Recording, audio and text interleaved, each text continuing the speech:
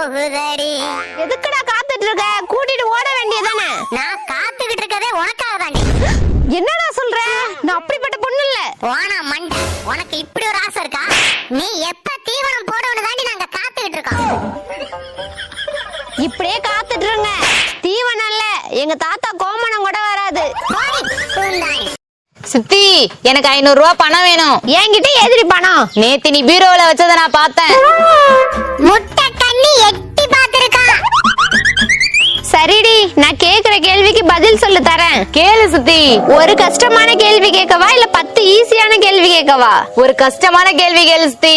அப்பா யாரு? எலிமண்டையா?